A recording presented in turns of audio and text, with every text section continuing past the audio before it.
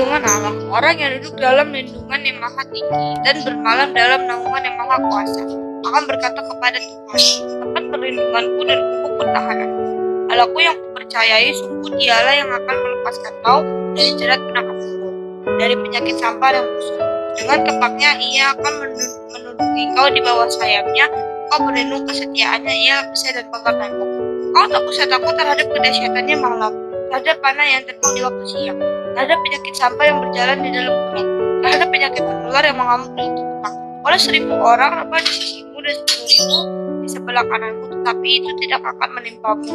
Kau hanya menontonnya dengan matamu sendiri dan melihat pembalasan terhadap orang-orang fasik. Sebab Tuhan ialah tempat perlindunganmu yang maha tinggi, telah kau buat tempat perteduhanmu. Malapetaka tidak akan menimpa kamu dan tulah tidak akan mendekat kepada kemahmu. Sebab malaikat-malaikatnya akan diperintahkannya kepadamu untuk menjaga kau di segala jalanmu. Mereka akan menantang engkau di atas tangannya supaya kakimu jangan teranduk kepada batu. Singa dan ular tentu akan kau langkahi. Kau akan menginjak anak singa dan ular lainnya. Sungguh hatinya melekat kepadaku. Aku akan meluputkannya, aku akan memuliakan, aku akan membentenginya sebab ia mengenal namaku. Bila ia berseru kepadaku, aku akan menjawab. Aku akan menyertai dia di dalam kesesakan. Aku akan meluputkannya, aku akan memuliakannya. Dengan panjang umur akan kukenyangkan dia dan akan kuperlihatkan kepadanya keselamatan daripadaku.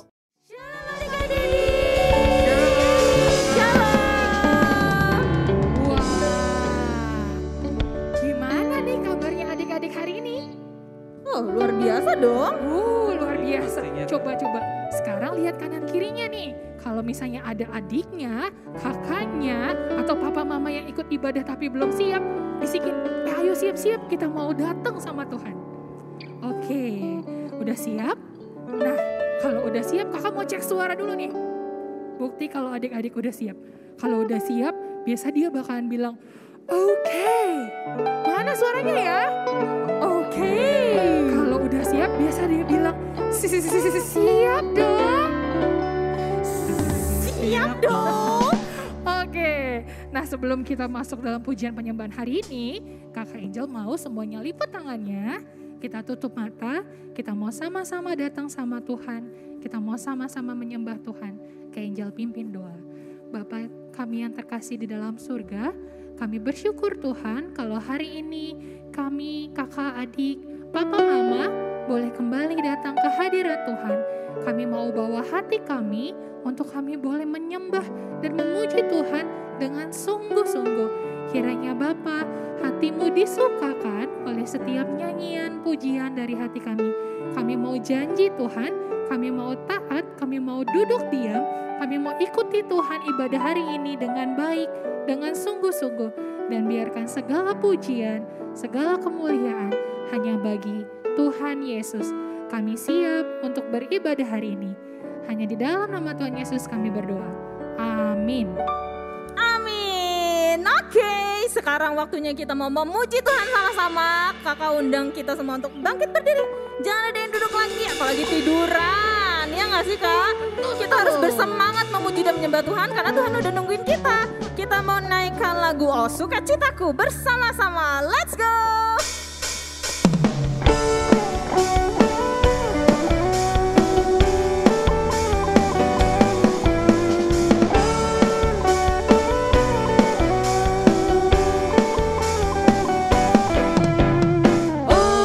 Sukacitaku, pam pam pam pam, sejak ku jumpa Yesusku. Oh sukacitaku, pam pam pam pam, ku temukan juru selamat. Dia mengasihi aku, bahkan mati bagiku. Sukacitaku kini penuh.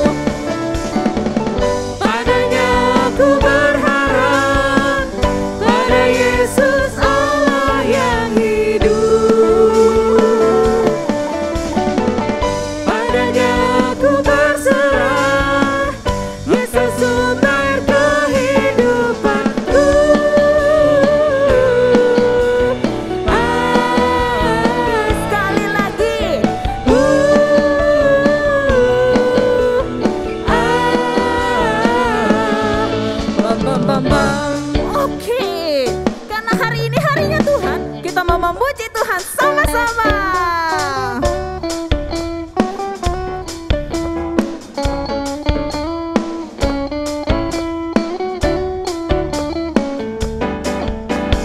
Hari ini harinya Tuhan, harinya Tuhan. Mari kita bersukaria, bersukaria. Hari ini harinya Tuhan, mari kita bersukaria.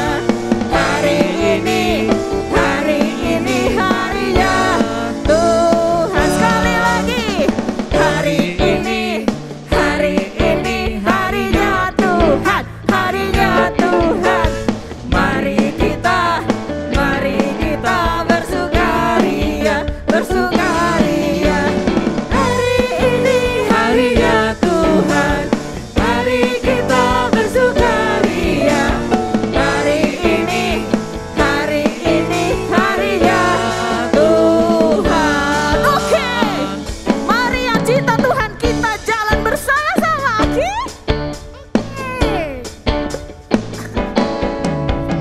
Jalan serta Yesus, jalan sertanya setiap hari.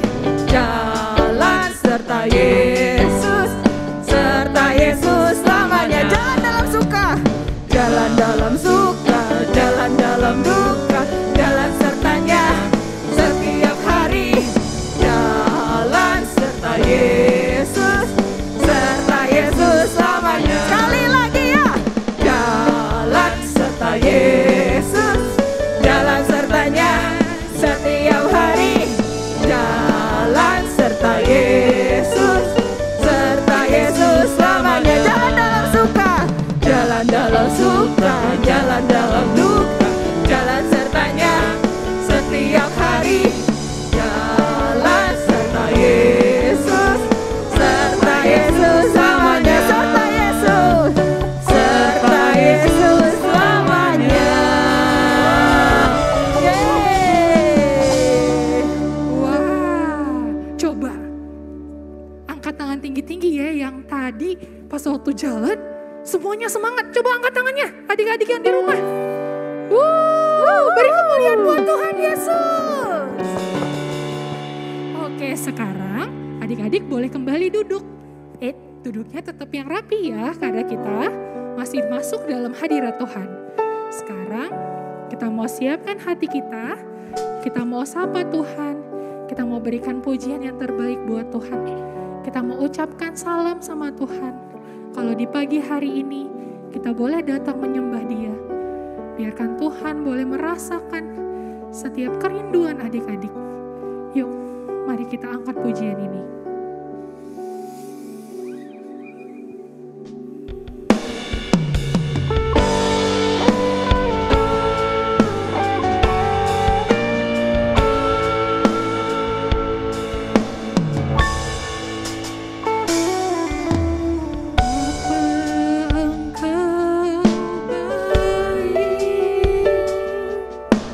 Bapa, Engkau baik.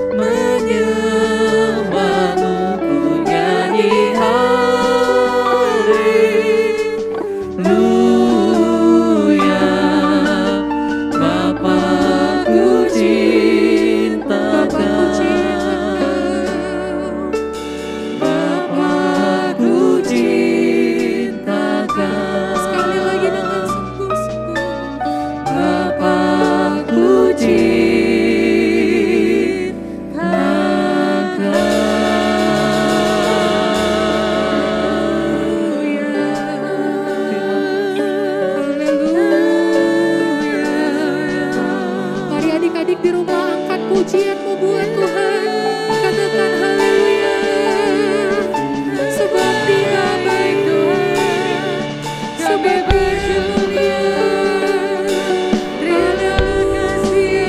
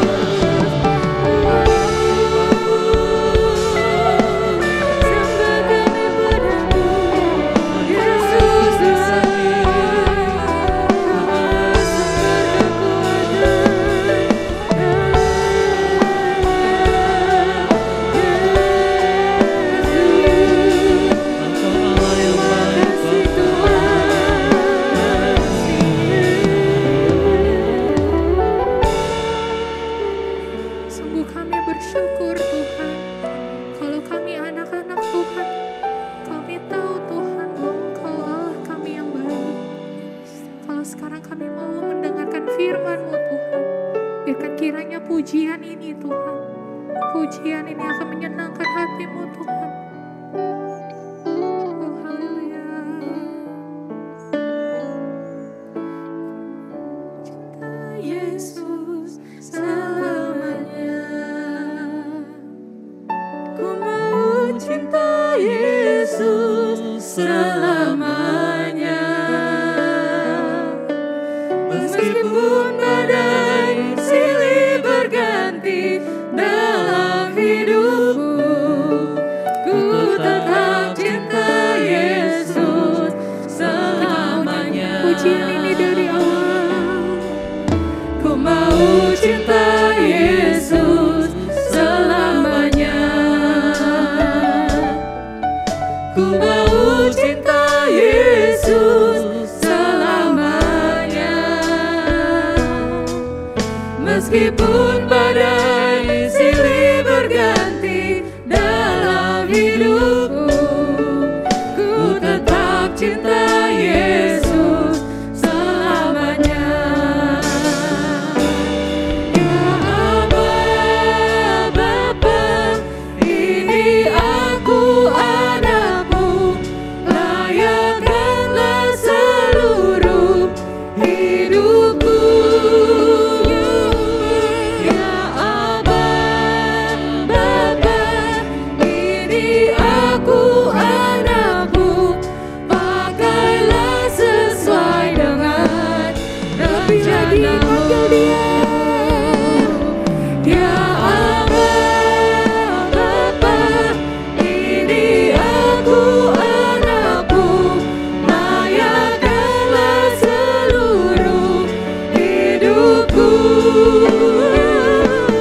Ya Aba, Bapa, ini aku anakmu, pakailah sesuai dengan rencanamu. Bapak mau ajak setiap adik-adik yang sungguh-sungguh merindukan Tuhan, kita mau angkat pujian ini. Ku mau cinta Yesus selamanya. Nyatakan kasih-Mu buat Tuhan. Ku mau cinta Yesus selamanya. Meskipun badai silih berganti dalam hidupku, ku tetap cinta Yesus selamanya. Adik-adik angkat tanganmu buat Tuhan. Ya Aba, Bapa, ini aku anakmu, layakkanlah seluruh hidupku. Ya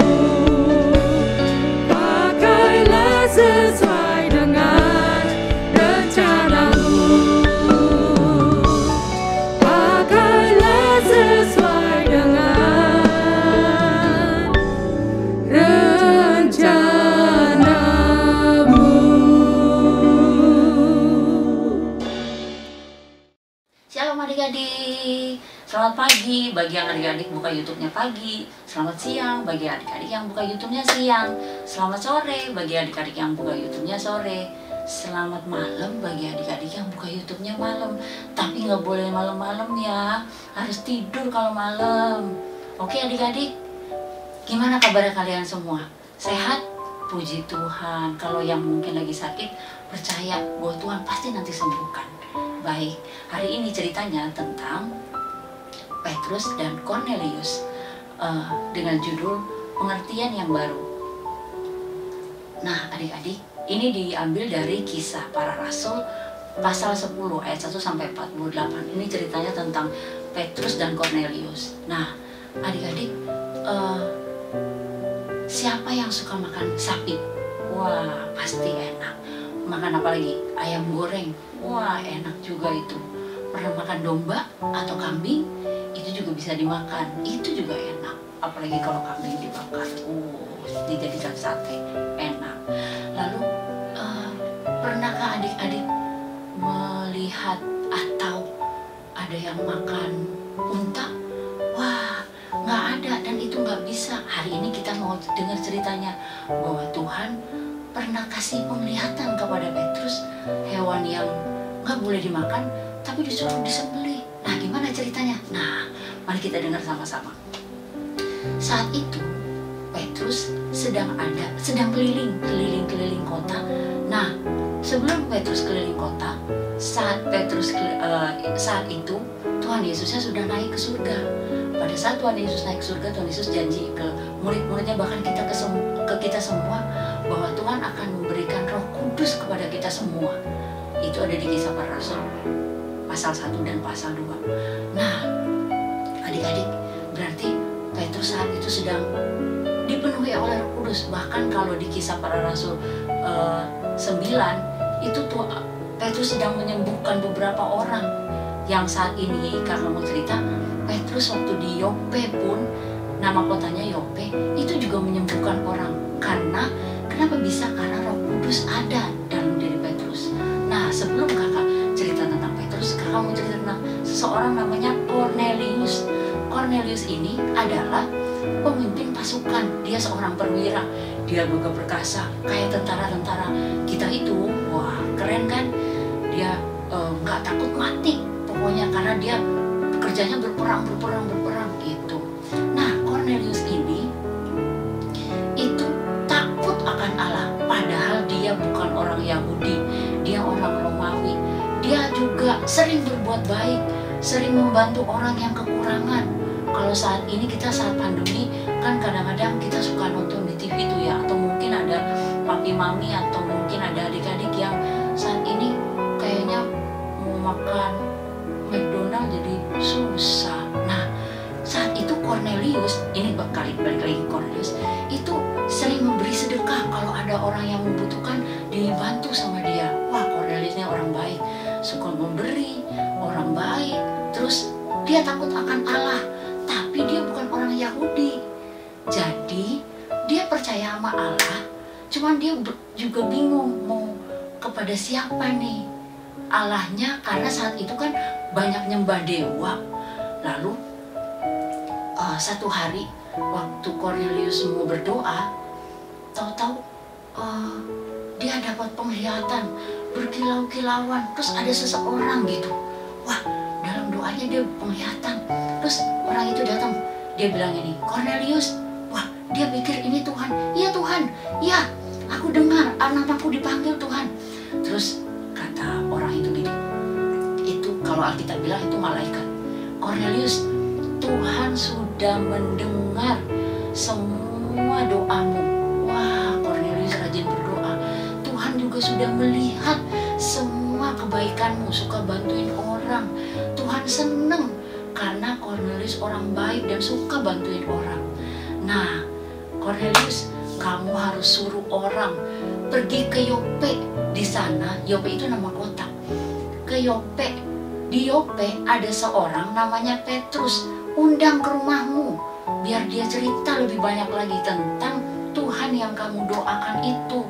Terus, ya Tuhan, iya kata Cornelius gitu. Wah, selesai doa, dia langsung suruh orang panggil prajurit, panggil Alkitab bilang hambanya, sini. Hambanya 2, prajuritnya 1. Jadi totalnya 3 orang. Sini, kamu pergi ke Yope, jemput orang namanya Petrus. Ingat ya, namanya siapa? Petrus. Dia lagi di rumahnya Simon katanya. Aku tadi dapat penglihatan, kata Cornelius gitu ke hambanya. Hambanya bilang, oke, siap bos, gitu. Jalan deh mereka ke sono.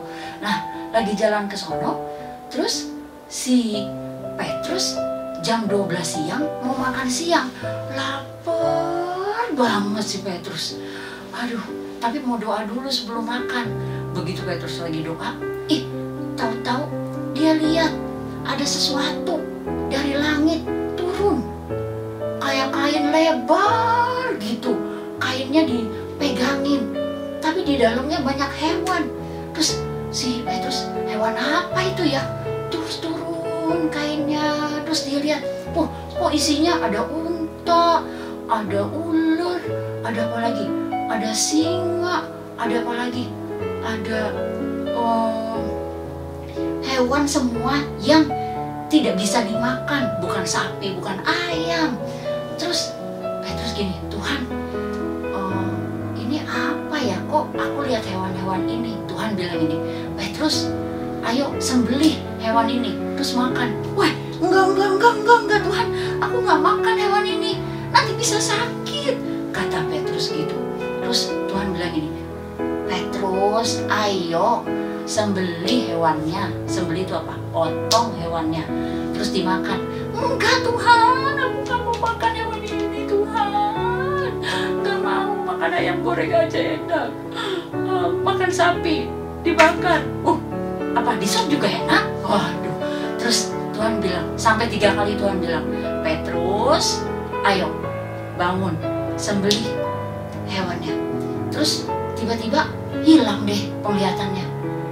Terus Petrus bingung, apa ya kira-kira artinya ya? Nah, waktu Petrus lagi bingung kira-kira artinya apa, datanglah orang utusannya Cornelius ini. Tok. Apa di sini ada orang yang namanya Petrus? Gitu. Terus Petrus kamarnya di atas. Petrus dengerin, ada orang tuh di bawah kayaknya. Terus ada Roh Kudus yang mengingatkan Petrus, 3 orang itu mencari kamu. Kamu harus ikut sama dia ke Kaisera, ketemu sama Cornelius. Mereka utusannya Cornelius. Karena Petrus percaya sama Tuhan dan Roh Tuhan ada sama Petrus bilang, ya Tuhan, karena ini Tuhan yang berbicara kepadaku, aku ikut. Petrus langsung turun. Hei, kalian cari aku ya? Aku yang namanya Petrus. Ayo kita pergi. Kemana? Ke Kaisera. Ke tempatnya Cornelius. Oke, berangkat. Pergi deh mereka. Nah, lagi pergi ke rumahnya ke Cornelius di rumahnya tuh udah persiapan. Dipanggil semua saudara-saudaranya sama tetangga-tetangganya. Datang. Ntar lagi ada Petrus mau datang. Dia mau cerita sama kita, ceritanya pokoknya mesti didengerin. Ayo sini kumpul. Nah, rumahnya Cornelius udah rame tuh. Udah rame banget, tetangganya, saudaranya, sampai anak buahnya dipanggil semua. Lalu Petrus datang sama anak buahnya Cornelius. Datang, terus waktu Petrus datang masuk ke rumahnya Cornelius langsung, aduh Petrus, Cornelius langsung sujud sampai ke bawah, sampai sujud. Kata si Petrus, jangan, saya kan hanya manusia sama kayak kamu. Saya bukan Tuhan, tapi Roh Tuhan ada sama aku, kata Petrus gitu. Lalu masuk, makan. Kita makan dulu sebelum ngobrol. Makan biasa. Kalau kayak adik-adik di rumah atau pernah kan ke arisan siapa atau ke kumpulan keluarga, kan pasti makan dulu sebelum kita ngobrol-ngobrol. Makan. Lagi makan, Cornelius bilang ini, Petrus, aku tuh dapat penglihatan bahwa ada malaikat Tuhan datang kepadaku. Katanya Petrus lagi di Yope, mesti diundang ke sini gitu, karena mesti ada sesuatu yang mau disampaikan ke Cornelius dan ke kita semua. Terus si Petrus bilang ini, wah sebenarnya pada zaman itu Petrus kan orang Yahudi. Orang Yahudi tuh nggak boleh datang ke rumah orang yang bukan orang Yahudi. Kalau kata mereka itu najis. Najis itu apa? Pokoknya nggak boleh. Tapi karena Tuhan yang suruh dan Cornelius menerima, jadi Petrus juga mau. Lalu Petrus cerita, iya saya ini muridnya Tuhan Yesus yang kemarin, yang kapan hari itu, yang beberapa bulan yang lalu digantung di kayu salib dan mati, tapi hari ketiga dia bangkit. Wah, waktu Petrus cerita tentang kebaikan Tuhan, tentang mujizat Tuhan Yesus waktu Tuhan Yesus masih hidup, mereka semua dengerin, mereka serius dengerin.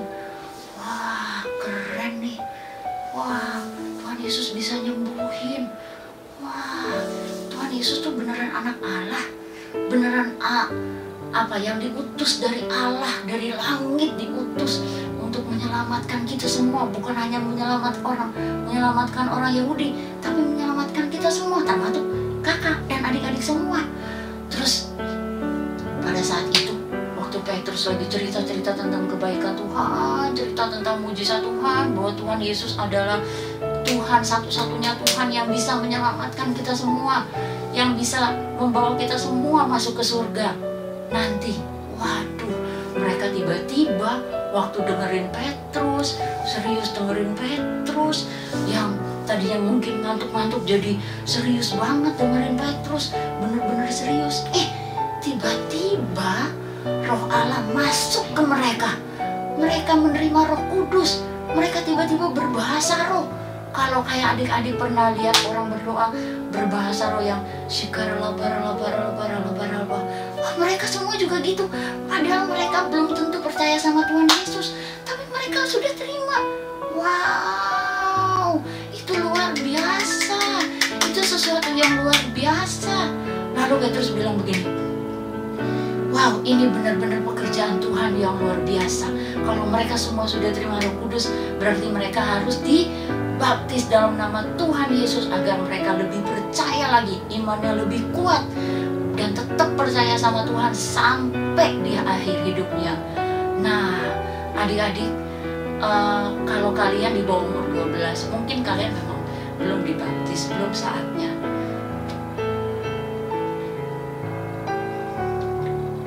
Tapi adik-adik bisa berbuat sesuatu.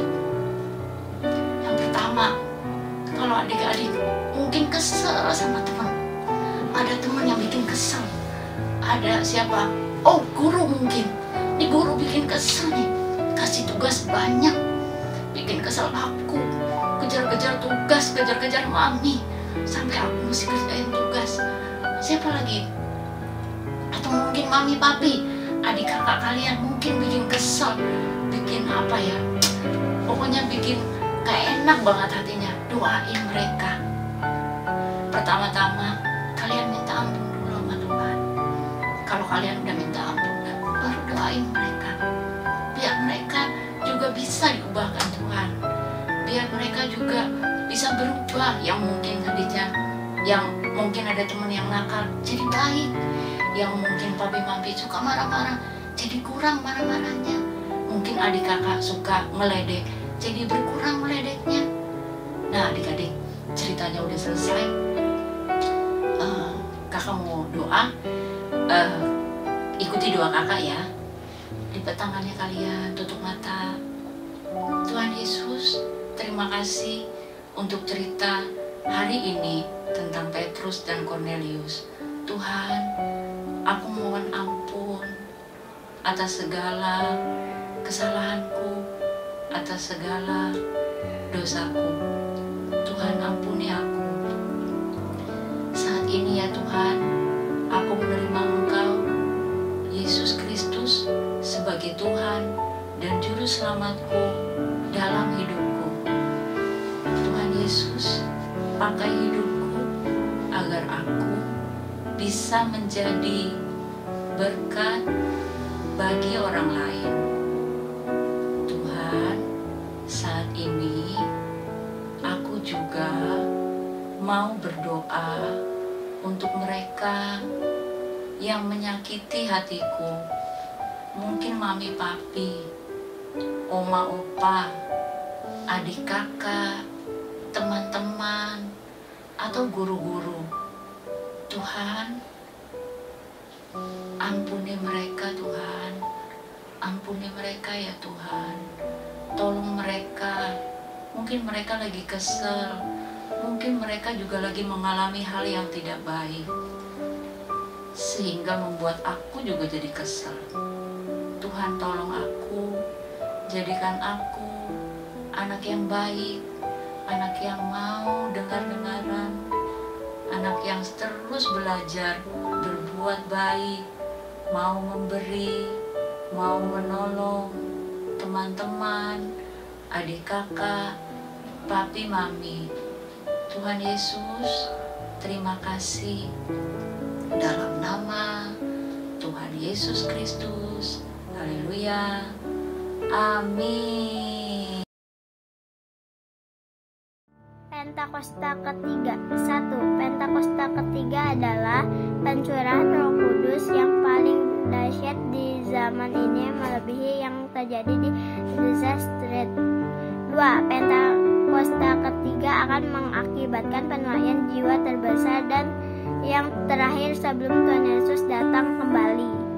3. Pentakosta ketiga akan membangkitkan generasi Yeremia, yaitu anak-anak muda yang dipenuhi Roh Kudus, cinta mati-matian kepada Tuhan Yesus, tidak kompromi terhadap dosa, dan akan bergerak untuk memenangkan jiwa. 4. Pentakosta ketiga lahir di Indonesia dan bergerak ke bangsa-bangsa. Gerakan ini dari timur ke barat dan akan kembali ke Yerusalem. 5. Pentakosta ketiga akan memberikan kuasa untuk menyelesaikan amanat agung, dan setelah itu Tuhan Yesus datang kembali. Mari anak-anakku, buka hatimu, angkat kedua tanganmu ya. Terimalah berkat surgawi, berkat kasih karunia yang melimpah-limpah dari Allah Bapa dalam Anak yang tunggal Yesus Kristus Tuhan, memberkati engkau, menyinari engkau, dan diperhadapkan wajahnya kepadamu dengan masa depan yang penuh dengan harapan mulai saat ini sampai Maranatha. Tuhan Yesus memberkati. Yang percaya dan diberkati Tuhan katakan amin.